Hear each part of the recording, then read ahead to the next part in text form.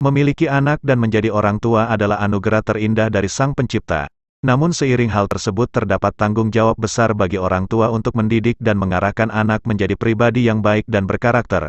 Apalagi pola asuh di era modern saat ini yang semakin banyak tuntutan.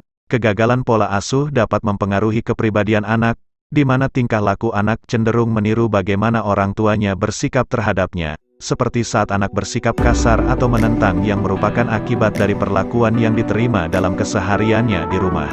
Penonton yang budiman, kali ini kita akan mereview buku bagus yang berjudul Bijak Mendidik Anak di Era Milenial, by Astrid Savitri.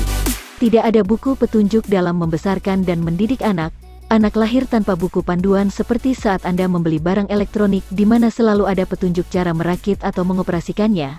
Anda dituntut untuk bisa mempelajarinya sendiri hingga menemukan cara paling tepat. Tidak ada anak yang nakal dan jangan pernah melabeli anak dengan sebutan negatif lainnya, karena apa yang dikatakan dan dilakukan orang tua terhadap anak akan diyakininya sepanjang hidupnya. Anak adalah peniru ulung yang merupakan refleksi dari perilaku orang tua.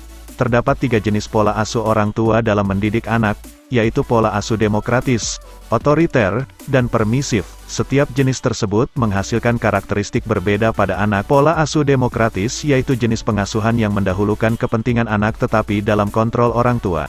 Dalam hal ini, anak akan belajar mengontrol diri, mandiri dan membina hubungan baik dengan orang tuanya.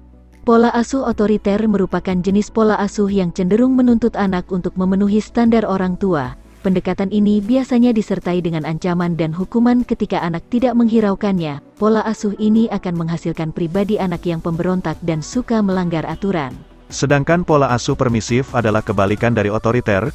Orang tua cenderung memberi kebebasan kepada anak untuk melakukan apapun dengan kontrol lemah. Pola asuh ini akan menghasilkan anak yang manja dan cenderung agresif saat tidak dituruti kemauannya. Penerapan pola asuh yang kompak membantu anak mengembangkan karakter terbaiknya. Dalam sebuah pernikahan, seringkali kita mendengar, tidak boleh ada 2 nahkoda dalam satu kapal, yang seringkali disalahartikan. Nahkoda di sini bukanlah dominasi antara suami atau istri, namun tentang kesepakatan bersama orang tua dalam pengasuhan anak. Ketika seorang ayah menggunakan pola asuh otoriter, sementara ibu menggunakan pola permisif, maka anak akan cenderung memanfaatkan keadaan ini untuk berpihak pada salah satu yang menguntungkan. Buatlah kesepakatan yang bersifat wajib dan fleksibel untuk diterapkan. Jika masih ada yang mengganjal, bicarakanlah kembali. Inilah yang dimaksud proses belajar menjadi orang tua. Kompak dan fleksibel dalam penerapan pola asuh dan peran merupakan kunci dari keberhasilan mendidik anak yang berkarakter. Astrid Savitri. Ancaman dan hukuman tidak mendisiplinkan anak, justru membuatnya menjadi pribadi yang buruk. Berbicara pada anak tidak bisa disamakan dengan bicara pada orang dewasa. Ketika anak melakukan kesalahan, menceramahinya panjang lebar hanya akan membuatnya bingung dan merasa tertuduh. Berikan penjelasan pada anak kenapa jangan dan tidak boleh. Saat anak membanting mainannya, katakan bahwa mainan akan rusak jika dibanting, bukan malah mengancam untuk tidak boleh bermain atau lainnya. Hukuman adalah pernyataan bahwa kesalahan ada pada anak, sedangkan disiplin adalah pernyataan bahwa kesalahan ada pada sikap atau tindakan yang dilakukan anak. Astrid Savitri. Membangun komunikasi yang baik dengan anak dapat membantu mengekspresikan perasaannya.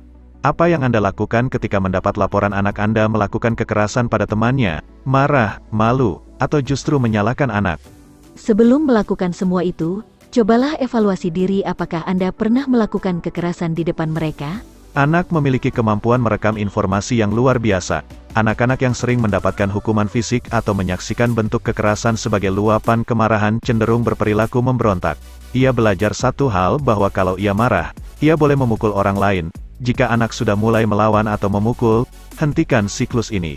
Komunikasikanlah dengan tenang bahwa kemarahan dapat dilampiaskan tanpa kekerasan. Manajemen waktu adalah kunci menjadi orang tua tunggal yang bahagia.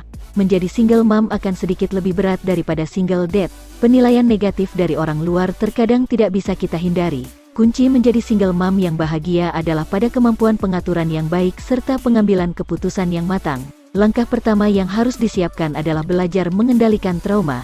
Selanjutnya adalah kemandirian, terlebih soal keuangan.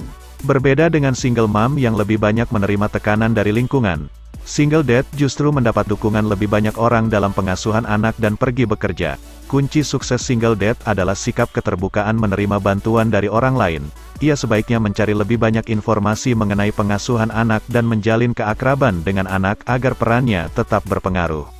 Untuk menonton video kami yang lain silahkan klik di sini, dan support kami dengan cara subscribe, like dan komen. Terima kasih.